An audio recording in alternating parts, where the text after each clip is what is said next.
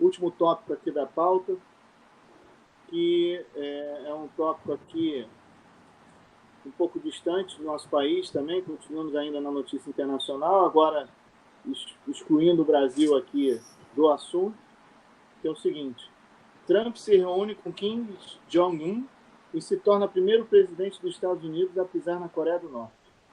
Em um gesto histórico que reduz a tensão entre os dois países, o mandatário norte-americano cruzou para o território norte-americano.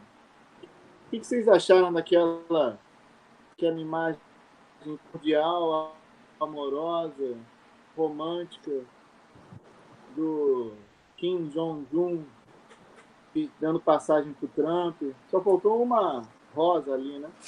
O que vocês acham? Eu quero saber o que, na verdade... Primeiro eu tenho que dar parabéns à genialidade do Trump. Porque no discurso das massas, isso vale muito mais do que qualquer crescimento econômico ou qualquer aumento do desemprego. Para as massas, foi um passo heróico, foi um passo histórico para os Estados Unidos. Mas a minha pergunta, tirando o populismo barato do Trump, é que no final do dia, o que os Estados Unidos ganham com essa aproximação com a Rússia e com a Coreia do Norte? Nunca houve um movimento de aproximação dos países. Muito pelo contrário. Os interesses sempre foram antagônicos. Os Estados Unidos sempre tiveram dificuldades de se relacionar com países autoritários e totalitaristas, como esses países. Mas hoje, na era Trump, nós vemos uma política americana muito enviesada. E quando eu digo de política americana enviesada, é que eu coloco os Estados Unidos na proteção, no guardião dos interesses globais. Então você tem questões fundamentais, como a tensão entre, até um passado recente, tensão de guerra entre Estados Unidos, entre Ucrânia e Rússia, que havia uma tensão especial, e você tinha, de uma certa forma, os Estados Unidos como um mediador. Não sei efetivamente o que foi que o Trump prometeu ou que tipo de acordo ele celebrava.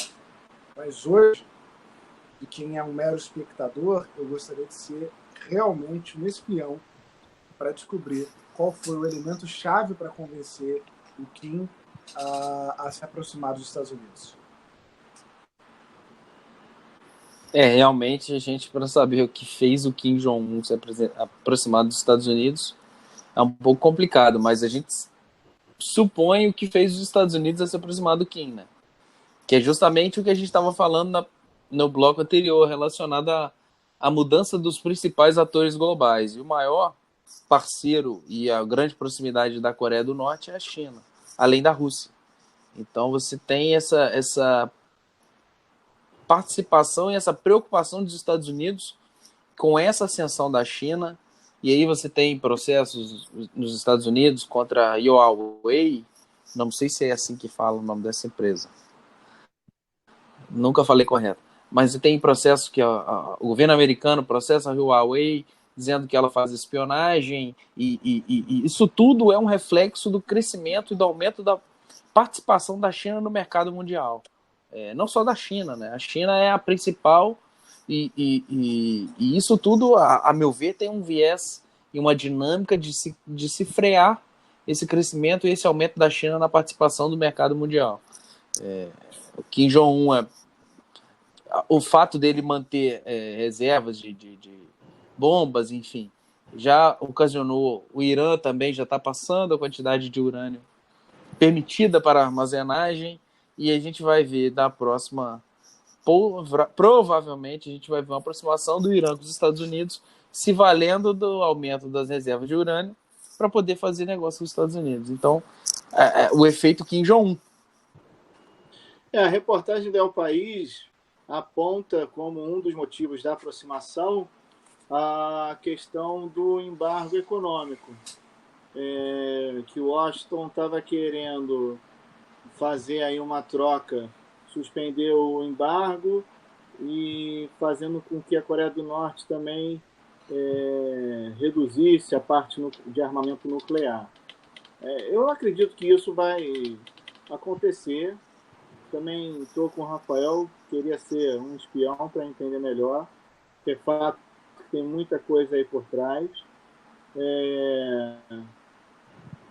Enfim, Eu eu não tô. acho que é perigoso. São dois loucos, então, juntos, e que em fevereiro já tinham brigado, né? Estavam bem, em É, fevereiro brigaram, e agora voltaram. Eu não sei. Eu, você vê sinceramente, que também não é um consigo Ah, isso aí visualizar muito bem. é igual Não, casal não, novo. não sejamos ingênuos. Eu já imaginava que isso fosse um teatro muito mal encenado. A que custo, eu não sei. Em se tratando do nível de infantil, de maturidade dos dois, tanto do Trump quanto do Kim Jong-un, não me espanta se o motivo fosse exclusivamente os holofotes. Não me espantaria. Por isso que eu acho, e duvido, Otávio, que tivesse interesses econômicos subjacentes em relação ao crescimento. A China vem crescendo desde que o mundo é mundo. A China tem PIB de 12%, 15%, desde que o mundo é mundo. E não apenas pela expansão da China, porque a China tem um mercado interno muito forte. E eles têm um sistema pautado no desenvolvimento de novas tecnologias e uma educação fantástica. Não apenas interna, mas de bancar os estudantes das principais áreas para se formar nos países, nos Estados Unidos, e voltar trazendo os ensinamentos e produzir lá. Então, é um governo tão forte, uma economia tão forte, que barra empresas como Facebook e WhatsApp. Porque eu crio o meu próprio e tenho um mercado de 6, de 5 bilhões de pessoas, de 1 bilhão de pessoas. Então, você tem uma... Não sei se é uma preocupação em relação ao crescimento da China. De verdade, não sei. Acho que o nível de maturidade, novamente, dos dois não me surpreenderia se fosse apenas os holofotes. E nada mais do que isso. Mas me preocupa quando você tem grandes países totalitários dando as mãos para o governo americano. E eu digo isso porque, independentemente da crítica que nós possamos ter em relação aos Estados Unidos, se hoje nós não estamos mortos, nem falamos alemão, é graças ao governo americano. Isso é uma dívida histórica que nós precisamos sempre lembrar em relação ao papel do governo americano no cenário internacional.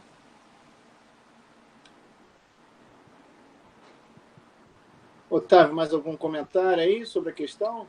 Não, eu concordo com o Rafael que é uma questão midiática, tanto de um quanto do outro. Eu não sei, de fato, se tem essa lógica econômica, mas eu acredito que sim, nessa dinâmica até de uma formação de uma possível nova ordem mundial. Não sei se os Estados Unidos estejam preocupados com isso, não sei se a associação, acredito eu que seja, mas não tenho certeza. Enfim, essa guerra e essa nova ordem mundial que está querendo começar a ser criada, e a China vem crescendo há tempos e está fazendo frente aos Estados Unidos, que eram receio dos Estados Unidos, e já vinha sendo apontado há um bom tempo. Eu não sei se isso cria essa dinâmica e essa busca dos Estados Unidos por mercado consumidor, por influência política, por participação, por proximidade. A gente não sabe, a gente só vai saber mais para frente, porque, em princípio, o andar de mãos dadas deles é muito singelo e desproposital. Está bem novela mexicana, né? Tem seus momentos românticos, depois vai e volta, aí promete, nada acontece. Enfim, vamos aguardar as cenas do próximo capítulo. Bem, vamos caminhar aqui para o final do programa. Senhores, livros, separaram seus livros aí para indicar? Sim? Posso? Bem, pode? Comece. Claro.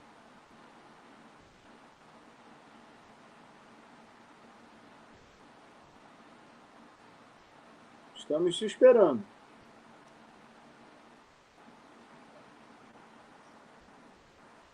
Ixi, deu ruim. Bem, enquanto o Rafael não volta, eu vou verificar se ele caiu aqui. Quer, Otávio, indicar o seu livro? Tá, eu falo do meu. O meu livro chama Notícias, Manual do Usuário, de Alain de Botton. Alain de Botton é um filósofo suíço, radicado na Inglaterra, e nesse livro aqui ele faz um approach filosófico relacionado às notícias e traz 25 notícias veiculadas de forma verdadeira. É interessante desse livro que ele demonstra por que as notícias como as notícias são feitas e por que elas são feitas da forma que são feitas. Na atualidade que a gente vive uma dinâmica e uma luta por narrativas e vazamentos e histórias que A conta que B não concorda e que B conta que A não concorda. É interessante a gente saber como funcionam as notícias e como elas são criadas, como elas são checadas e como elas são determinadas e escolhidas. É interessante a gente ter essa proporção e a lógica de como funciona o meio e o sistema para que a gente não seja enganado. Na era que a gente tem mais informação, é a era que menos se sabe, porque você se aponta o seu entendimento numa direção e segue nele até o fim. Quando, na verdade, você poderia parar e olhar para trás e ver que aquilo que você está defendendo não é o que necessariamente se deve defender. É um livro interessante, bem profundo, bem bacana, em que você pode entender melhor como funcionam as notícias e como as notícias são feitas na atualidade. Tá, joia. Obrigado, Otávio. Bem, nesse programa eu vou fazer aqui uma propaganda pessoal aqui e vou indicar um livro desse autor aqui, que acabou de chegar, chegou essa semana aqui para mim, que é o meu livro. E é uma análise sobre um programa de startup. Vamos aproveitar e fazer uma propaganda, um jabá, como diriam os antigos. É um livro que é fruto da minha dissertação. Eu analiso os resultados do programa Startup Rio.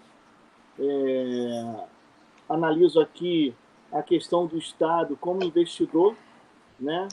E a questão dos resultados de retorno. Eu acho que é super importante. A gente fala muito aqui no programa sobre a questão do Estado atuando na economia e regulando de alguma forma. Então, eu tento apontar alguns critérios de resultado e para que tenha melhora. Não é uma crítica por si só, não é simplesmente criticar por criticar, mas é criticar para o programa melhorar, para os investimentos irem para um lugar bacana, não ficar só ali injetando dinheiro sem ter um resultado. Então é isso. Eu não gosto de falar muito, não posso falar muito, porque como é a minha obra, acaba que eu sou bem tendencioso. Mas eu recomendo bastante, de forma isenta, para analisar, para refletir sobre essa questão do Estado injetar um dinheiro em certos programas e simplesmente não ter uma preocupação do resultado daquele dinheiro investido. Para onde esse dinheiro está indo, como esse dinheiro está indo, para que ele está servindo, o que está sendo útil de retorno para o Estado. Eu acho que esse é um ponto de reflexão que eu tento trazer no livro e que são os principais pontos de reflexão, independente dos resultados, independente do programa. Eu acho que essas são as grandes questões. Bem, falei bastante aqui no meu livro para tentar fazer um tempo aqui. O Rafael voltou. Voltei. Rafael, você está nos escutando? Me desculpem, eu tive um... Ok, sem problema. Eu e o Otávio aqui já indicamos meu livro. Não, eu não indiquei seu livro, eu indiquei o meu, mas eu indico o seu também. Eu recomendo. Posso indicar o meu? Rafael, eu indiquei um bom livro. O autor é conhecido aí pra gente. É um tal de Allen e vale a pena. E é isso. Rafael, indica o seu livro aí. Eu acho que o Rafael está fora ainda. Diga. Estamos te ouvindo. Pode falar, pode falar, a gente está te vendo. Pode falar que nós estamos te ouvindo. Show! Há um tempo atrás eu indiquei outro livro do Hesíodo, um dos grandes poetas gregos. O outro que eu indiquei havia sido dos Trabalhos e dos Dias. E hoje eu indico Teogonia, a Origem dos Deuses, de Hesíodo. Foi um dos livros que, na verdade, foi o livro que me fez pensar e refletir acerca do efeito deletério da escrita. E Hesíodo trata muito bem isso quando ele diz que a musa, ou as musas, representam, são filhos da memória, Deus da memória, fecundada por Zeus. E quando ele faz essa apologia às musas, ele está dizendo que a formação do personagem grego é uma formação extremamente forjada pela oratória. E por isso que os gregos davam tanto valor à oratória. Porque através da oratória você conseguia captar o sentido e repassar o profundo, ou a profundidade daqueles poemas, daquelas epopeias gregas. Ilíada e Odisseia de Homero eram decorados pelos jovens gregos, e ali eles aprendiam valores importantes como a honra, como a dignidade das batalhas, como a defesa dos seus interesses e do seu Estado. E a escrita perdeu esse elemento mágico da formação do indivíduo, porque hoje o que eu escrevo ou o que eu leio do que alguém escreveu é uma análise fria que, na verdade, depende da minha interpretação. E quando eu ouço a interpretação do próprio poeta ou do próprio autor, eu entendo o sentido e o âmago daquela reflexão que me é passada. Então é um livro fantástico sobre a origem dos deuses, sobre um pouco de mitologia e, mais ainda, sobre um pouco mais de formação do personagem, do homem grego da Grécia Antiga. Só complementando o que o Rafael está dizendo, inclusive a Odisseia ela só conseguiu ser escrita porque os gregos decoraram ela, né? Não se tem registro, basicamente. Exato. E só lembrar, a escrita, segundo os estudiosos, Odisseia e Ilíada foram concluídos aproximadamente em 550 anos de Cristo. Mas a escrita já existia 4.000 anos antes de Cristo, inicialmente na Mesopotâmia e na Babilônia. Então, não era porque não existia a escrita naquela época, mas é que a tradição oral era tão impactante que eles preferiram perpetuar essa tradição. E reza a lenda que existem milhões de causos e de histórias que são da época e que não tiveram a profundidade que a Odisseia teve, por isso não chegaram a nossos ouvidos e olhos hoje em dia, né?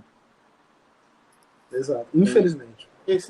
Esse programa é sensacional, até os livros eles têm comentários, é um espetáculo. Parabéns, muito bom. Bem, senhores, chegamos a mais um final de programa, muito bom, muito bacana. Espero que nossos ouvintes gostem. E é isso aí. Lembrando que o podcast está lá no nosso canal no SoundCloud. Nosso programa está no YouTube. Vamos colocar o programa também no Instagram, no IGTV. E também no site, no nosso site também, na Lawbrain. Os programas estão todos lá, os vídeos estão lá, quem quiser acessar. Vale o convite para vocês se tornarem membros da Lawbrain. Eu coloquei hoje lá no Instagram, não tem custo. A gente só tem uma exigência, que as pessoas pensem direito de forma diferente. É só isso. Que já é bastante para a gente, tem um valor imenso essa nossa filosofia. E é isso. Opinem, critiquem, palpitem, participem. Estamos aí. Nem à direita, nem à esquerda, siga em frente. Um abraço, pessoal. Boa noite. Abraço. Boa noite, nossos amigos de Argentina.